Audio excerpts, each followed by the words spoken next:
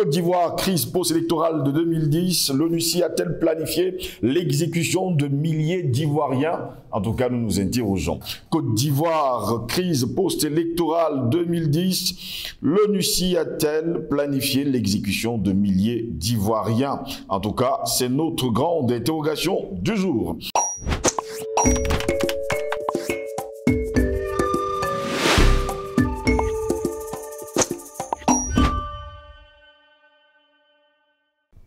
Mesdames, Messieurs, bonjour, très heureux de vous retrouver sur Panafricaniste TV, la chaîne de télévision des panafricanistes. Bienvenue à toutes et à tous à cette autre édition de Parole panafricaniste. Et justement, nous prenons un de leurs, on va le dire comme ça, flyers à cette époque-là. Nations Unies, vous le reverrez d'ailleurs sur vos petits écrans et surtout sur vos ordinateurs et vos téléphones. Opération des Nations Unies en Côte d'Ivoire, United Nations Operation in Côte d'Ivoire. Il est bien écrit, déclaration d'intérêt. Je vais vous faire comprendre justement pourquoi nous en parlons ce matin. Et sur ce flyer, il était bien écrit que nous avons eu.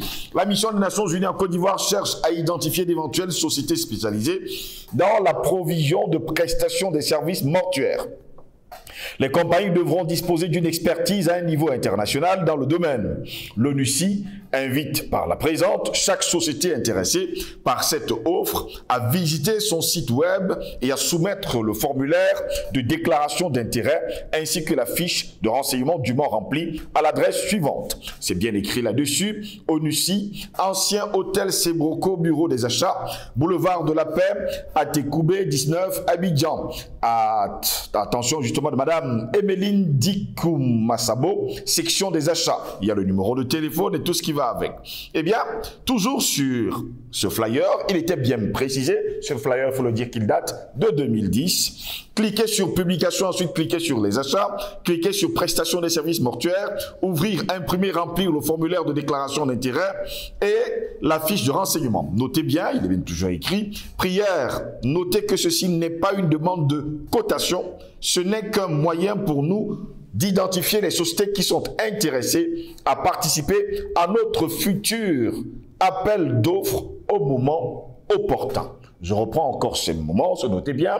Prière, notez que ceci n'est pas une demande de cotation, ce n'est qu'un moyen pour nous d'identifier les sociétés qui sont intéressées à participer à notre futur appel d'offres au moment opportun. Votre déclaration d'intérêt devra être soumise à l'adresse susyndiquée au plus tard le vendredi 1er octobre 2010 à 15 h. Vous l'avez donc bien compris. Voilà pourquoi nous nous demandons justement aujourd'hui, Côte d'Ivoire, crise post-électorale 2010, l'ONUCI a-t-elle planifié l'exécution de milliers d'Ivoiriens? Pour répondre à nos questions, nous sommes avec un homme politique, Patient Parfum d'Homme. Bonjour, bienvenue à vous. Bonjour Steve Joslengos, bonjour à nos millions d'internautes, bonjour à nos techniciens, à tous ceux qui adorent enfin la vérité, parce que c'est pas du tout évident, oui, n'est-ce pas? Ceux qui recherchent la vérité et sont prêts, même au prix de leur vie, de la faire éclater, ils sont de moins en moins nombreux dans ce monde de la pourriture, dans ce monde de la corruption, dans ce monde, n'est-ce pas, de la propagande, de cette culture du caniveau qu'on veut imposer à notre planète. Je leur souhaite beaucoup de courage, mais je suis rassuré. Ils sont de plus en plus nombreux.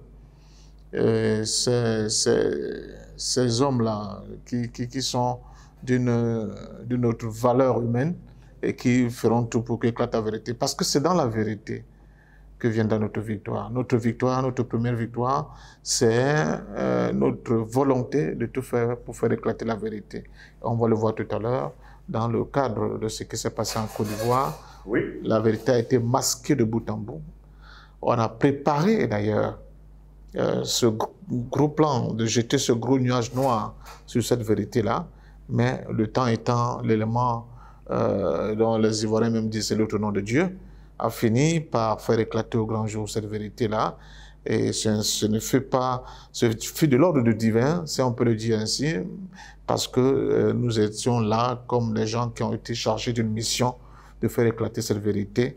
Et aujourd'hui, ce n'est que le début, n'est-ce pas, de l'expression de cette vérité-là, qui finira par s'imposer à tous, parce qu'on ne peut pas indéfiniment violenter, tuer, humilier toute une nation, comme ce fut le cas en Côte d'Ivoire depuis les années 2000 d'ailleurs, et penser que dans ce monde aujourd'hui où tout est ouvert, cela va rester indéfiniment caché et impuni. Pasteur Parfait-Dôme, entrons dans le vif du sujet, parlons de l'ONUCI. C'était à une époque d'ailleurs sombre de la Côte d'Ivoire, nous sommes là en 2010, et un grand communiqué, un flyer, on partage d'ailleurs le flyer, ça commence à en revenir, cette vérité, comme vous le disiez tantôt, eh bien cette mission des Nations Unies en Côte d'Ivoire avait pris l'initiative de chercher des hommes et femmes qui étaient intéressés par les pompes funèbres et surtout, ça me fait un peu sourire, vous allez me pardonner, spécialisés dans la provision de prestations de services mortuaires. Est-ce qu'ils avaient planifié justement de tuer des milliers d'Ivoiriens? Mais je suis remonté aux années 2000, je pense à 2002. Quand vous voyez la violence avec laquelle l'armée française va s'attaquer à cette foule, à cette jeunesse qui se masse, je pense, devant l'hôtel Ivoire pour empêcher les chars français de dévier de leur trajectoire pour aller arrêter au palais présidentiel où ils avaient pour mission de débarquer le président Gbagbo. Donc, vous voyez que le complot date.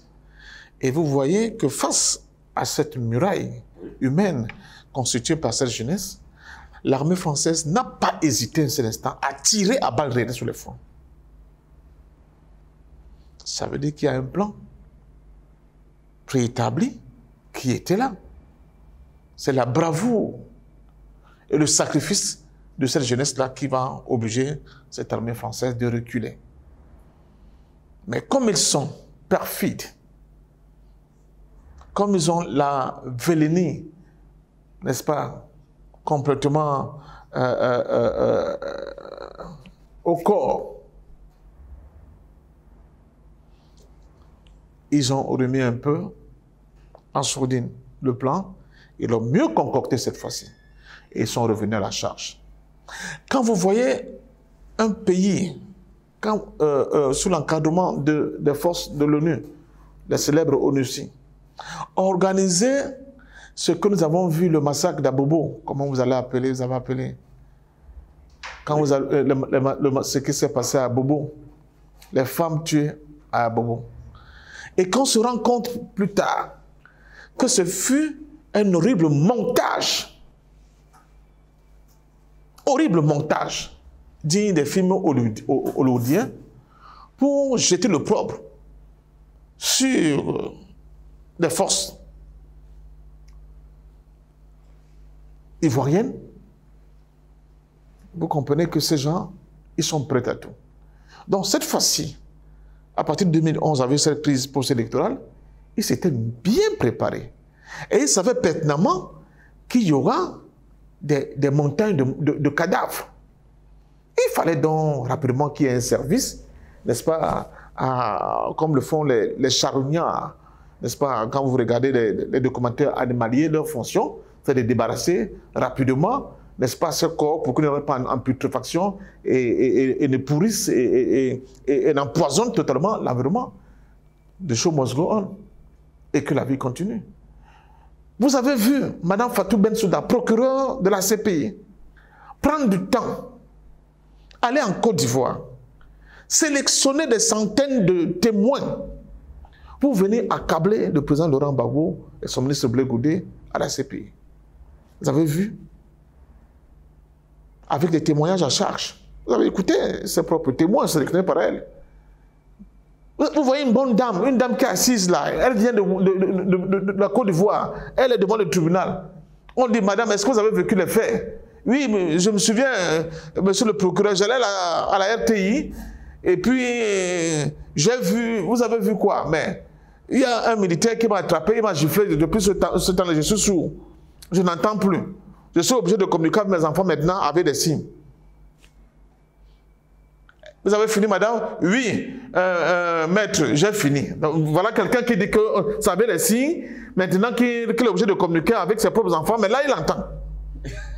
Et devant la CPI. Mais on a tout vu. Ça veut dire qu'au niveau des plans macabres, au niveau de la planification, au niveau de tous les schémas inimaginables que vous pouvez même pas imaginer, ces gens sont capables de pire. Donc, ils savaient très bien qu'il y aura des milliers de morts.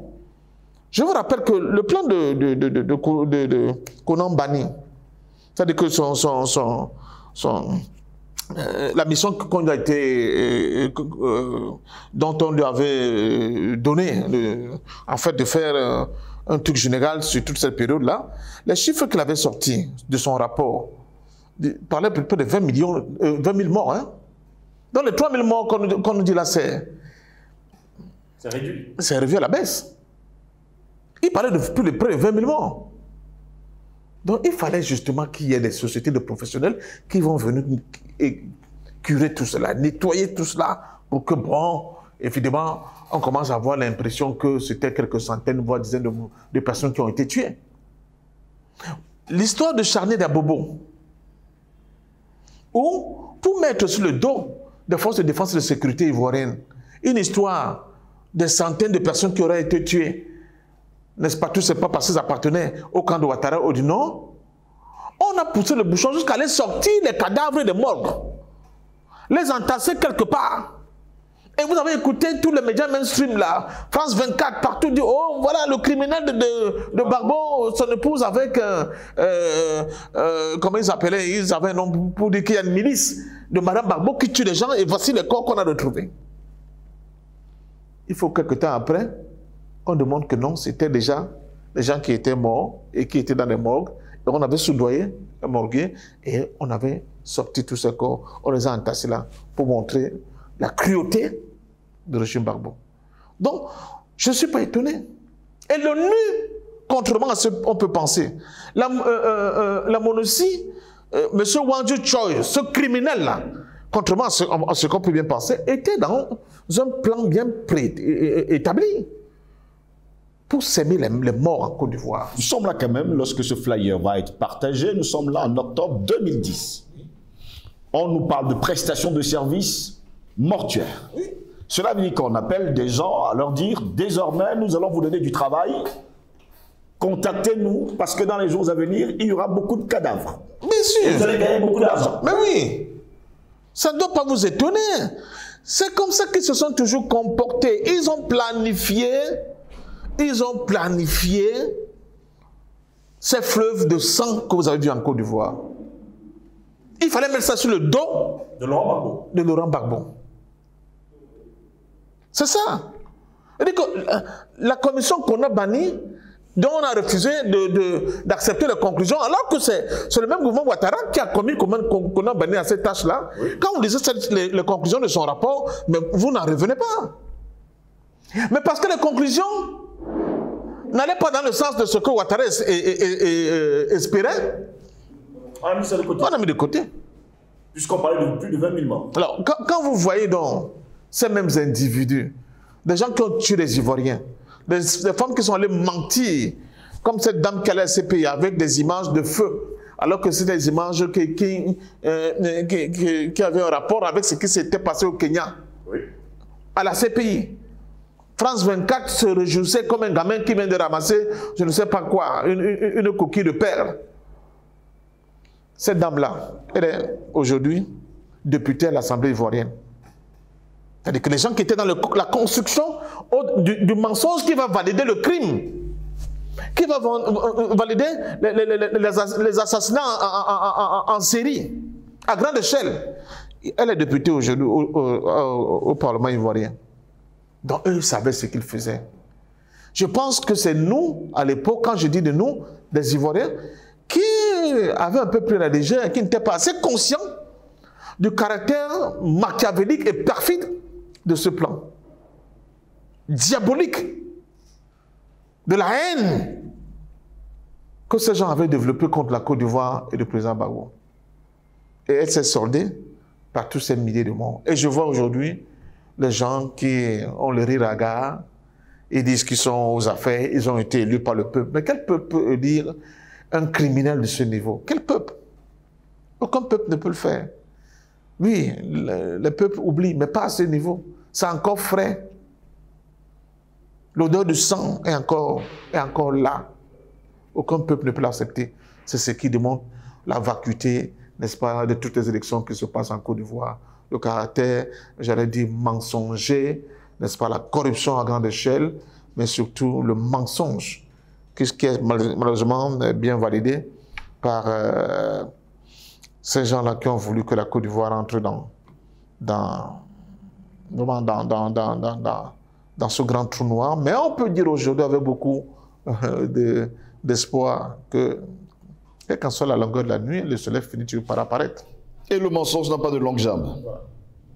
Patient parfum d'homme, ça signifie finalement, nous avons des preuves, que l'ONU était impliquée dans cette crise, la France et toute la communauté dite internationale. Tout ce complot contre la Côte d'Ivoire et contre le président Gbagbo. La prétendue communauté internationale autoproclamée avait pour fonction, dans cette crise, d'écarter le président Laurent Gbagbo. Les fonctionnaires de l'ONU, corrompus, avaient pour fonction de créer une situation et de faire endosser ce bilan macabre au président Laurent Gbagbo. C'était de créer une situation de peur, une situation de rejet et des Ivoiriens et du président Laurent Gbagbo. C'était de créer des conditions pour que, arrivé à la CPI, vraiment ça passe une dette comme la poste, sa condamnation. Tout ça a été mis en échec. Tout ça a été mis en échec parce que nos ancêtres et Dieu sont là. Dieu est vivant. L'Afrique a trop subi 5 siècles d'esclavage, 1 siècle de colonisation. Nous barbotons depuis près d'1 siècle dans un néocolonialisme rampant. Mais je dis, ce qu'ils avaient oublié, c'est que la plupart de ce meurtre, je reviens même à 2002, j'ai oublié le nom du jeune dont la tête avait été éclatée, qui était le fils unique à sa maman, se sont passés devant les caméras du monde entier. Je me rappelle encore de cet excellent documentaire dont moi-même je me suis donné la tâche aussi de projeter de gauche à droite au Cameroun pour que les gens essaient de commencer à comprendre ce qui se passait en Côte d'Ivoire. Ce documentaire s'intitulait « La vérité aux mains nues ». Il faut le voir. Pour comprendre que les gens étaient dans une planification de l'horreur. On nous parle souvent des petits massacres qui sont passés en France. On les célèbre. Mais ce qui s'est passé en Côte d'Ivoire, le massacre de Oué, tout l'ouest de la Côte d'Ivoire, d'Ouékoué, etc., c'est pas Oran-sous-Glane, je ne sais pas comment ils appellent même les coloris comme ça. Excusez-moi, ce fait de mots. Mais pas à cette dimension-là. Les femmes enceintes éventrées. Une horde de mercenaires venus de Burkina, composée de Maliens, de Burkinabés, des gens à qui on avait, comment on dit ça, lavé le cerveau, chauffé, ils étaient chauffés à blanc. Ils viennent, ils descendent pour tuer les Ivoiriens qui les empêchent eux aussi de vivre. Mais ils sont en train de faire l'expérience de ce qu'ils ont causé ailleurs aujourd'hui, ces frères-là. C'est pour ça que je vous dis l'analphabétisme politique, c'est trop grave. L'analphabétisme politique. Vous pouvez être un docteur, hein? Oui. Mais vous êtes un analphabète politique. C'est quelque chose. L'ignorance et l'obscurantisme en Afrique, font partie vraiment de nos malheurs. C'est pour ça que j'en appelle toujours. Je dis, il faut qu'on s'organise. Il faut qu'on unisse nos États. Et le président Laurent Gbagbo l'a si bien compris en créant son nouveau parti, en lui donnant le nom de Parti des peuples africains Côte d'Ivoire. Parce qu'il n'y a que dans l'unité qu'on va éviter de tels pièges à la con. Aujourd'hui, les Maliens pleurent. Ils voient comment ils ont été utilisés. Ils voient comment ils ont été manipulés. Aujourd'hui, les Burkinabés pleurent. Ils se rendent compte qu'on leur a fait jouer le sale rôle pour aller assassiner leurs propres frères. Aujourd'hui, les Libériens, tout ce monde-là, toute cette horde de mercenaires recrutés pour faire le sale besoin, la sale besoin. Aujourd'hui, Soro pleure. Il vient encore d'être condamné à vie. Hein? Soro, vous vous souvenez pourquoi je suis devenu rebelle? Voilà. Vous vous souvenez de Soro? Quand je vois Guillaume Soro, oui, vraiment, je suis pour la réconciliation. Mais quand je vois quand même Guillaume Soro devant l'hôtel Ivoire, je crois, et qui professait des menaces contre Laurent Gbagbo et ses camarades. Guillaume Soro, aujourd'hui ne sont que les larmes et les regrets. Tu es ivoirien, tu te lances dans un projet international contre ton propre pays, où on va imposer des étrangers à la tête de ton État, et sur le fallacieux peut-être que, bon, enfin, tu seras quelqu'un. C'est un président de la République. Oui, oui, parce que dans le faux deal, c'est que on pousse Ouattara, et après, vous allez prendre. Il s'est fait, bon, excusez-moi l'expression, mais il se fait avoir à deux. J'ai évité l'expression. Et lui, et même le président Bédier, on n'en parle pas beaucoup. C'est ça qui est à l'origine de sa fronde, de sa rupture avec le camp Ouattara. Parce que quand son tour est arrivé, on l'a dit non, attends encore. On n'a pas encore fini. Ce fut comme ça. Donc ces gens qui n'ont pas de parole, la communauté internationale, c'est le mensonge, c'est la violence, c'est le viol, c'est le meurtre, les assassinats en série. C'est ça. Comment une mission de maintien de paix peut organiser l'assassinat de millions de personnes? Mais c'est parce que, nous comptons à les considérer comme des missions de paix. Parce qu'il y a le corps de l'ONU. Mais c'est une organisation mafieuse de brigands internationaux. Ces fonctionnaires qui sont tapis là en Europe, je le dis ouvertement, ce sont des salopards, des brigands de la pire espèce. Et prenez l'ONU, balancez ça à la poubelle. Ce qui compte pour eux, c'est leur propre intérêt. Monsieur Choi, il n'a pas honte aujourd'hui? N'a-t-il pas honte? Le gars qui était président de la CPI, avant qu'il ne se fasse remplacer par Fatou Bensouda, comment il s'appelle encore? C'était un gars de l'Amérique latine, là, je crois en argentin, quelque chose comme ça, le nom m'échappe. Un voyou. Quand on a commencé à sortir, en réalité, qui était l'individu, les informations sur l'individu, mais vous posez la question, comment la CPI a fait pour recruter ce gars-là? Comment? Mais c'était un voyou de la pire espèce, qui ne recule devant rien, parce que tu parles devant l'argent. Donc, ne soyons pas étonnés de ce qui s'est passé. Ça fait partie de l'ADN. Ouais. Ce caractère de criminels internationaux, cet ADN leur a chevillé au corps. Ils ont toujours été comme ça. Depuis les temps immémoriaux de l'esclavage. Ces gens ne reculent devant rien. Tuer un Africain, c'est comme aller dans un safari, n'est-ce pas, dans les réserves en Afrique.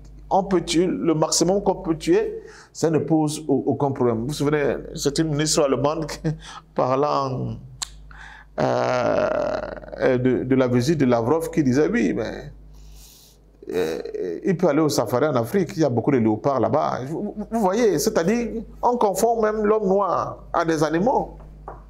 C'est-à-dire, un ministre vient voir ses homologues en Afrique, on dit qu'il est venu en safari en Afrique pour voir des léopards. Vous parliez de Luis Moreno Ocampo. Voilà, Luis Moreno Ocampo, ça venait, ça repartait. Je ne voulais pas donner un faux nom, parce que les bandits, il faut donner le vrai nom. Monsieur Luis Moreno Ocampo, un brigand, salopard de la pire espèce, qui était heureux. Il écrivait à Soro, bon, notre mission est achevée, on l'a bien menée, et voilà. Maintenant, nous allons passer à une autre étape pour... carrément. Tu es procureur d'une cour pénale internationale, donc qui est supposé être neutre. Mais on voit comment tu t'entiches avec un camp. Tu es à toi, avec ce camp-là. Ouais, bon. C'est pour ça que je compte. Quand Soro m'inquiète parce que c'est un peu notre tranche d'âge. Quand je l'ai vu à l'œuvre, je me suis posé beaucoup de questions. J'ai dit, mais Guillaume, c'est quoi? Toi, le fils pratiquement de Laurent Gbagbo, qui t'a pris la main, t'a dit, voici le pays qui est notre pays. Essayons de le construire ensemble. Il t'a donné toutes les opportunités. Au point de te nommer au poste, je crois, de Premier ministre. Mais c'est l'analphabétisme politique. L'ignorance. Voilà ce qu'il devient aujourd'hui. Il est aujourd'hui un SDF. Il aide de pays en pays. Aujourd'hui, je donne l'information, ce sont les Turcs, les services de renseignement turcs qui le protègent. C'est tout. Et on a envoyé des émissaires là-bas, je dis ça, Ouattara a envoyé des émissaires là-bas pour essayer de corrompre les services turcs là, pour qu'on leur livre Soro et qu'ils en finissent. Bon, heureusement, je crois qu'il a de bonnes attaches avec cet homme-là qui a été un homme important dans le système de renseignement turc. C'est pour ça qu'il est encore vivant. Donc, voilà. Voilà, donc je n'entendais pas, c'est quoi, MONUSCO, l'ONUCI, et vous croyez que comme c'est ONUCI et comme il y a ONU dedans, ça veut dire que ce sont les gens, non, les fonctionnaires qui sont en New York, ce sont des brigands. C'est comme les gens qui ont vendu l'histoire du Covid là. Ils savaient bien qu'ils sont en train de créer un truc qui va créer des millions de morts, ils s'en foutent. Le DG de Pfizer, je le voyais dans un documentaire pour chasser des nerfs là. Il savait très bien que le Pfizer là, son vaccin là ne va rien faire. Mais on l'a quand même vendu aux gens. Il y a des meurtres bizarres. Des gens qui ont pris ces vaccins, qui sont dans la quarantaine. Certains sportifs aux États-Unis, des meurtres bizarres. Mais personne ne veut, en Allemagne, mais personne ne veut creuser là-dessus. Parce que c'est une bombe par rapport à ces films pharmaceutiques. Ce Big Pharma qui s'est enrichi énormément pendant le Covid sur le dos des cadavres des êtres humains. C'est exactement ce que l'ONUCI avait fait avec M. Choi. Donc, il y a des êtres humains comme ça qui, pour des questions d'enrichissement personnel, qui, pour des questions de soumission à des lobbies mystico-religieux, sont prêts à créer l'horreur, à verser des fleuves de sang.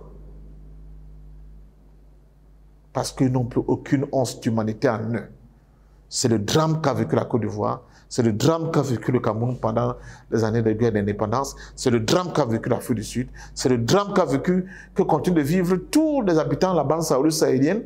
C'est ce drame-là, c'est l'ignorance, c'est l'analphabétisme politique, c'est cette incapacité de l'homme à se remettre en cause et à se poser la question, en fait, le laps de temps que Dieu me donne la possibilité de passer sur terre, je dois le mettre au service de quoi?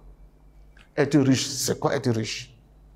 Être un homme important, c'est quoi être un homme important?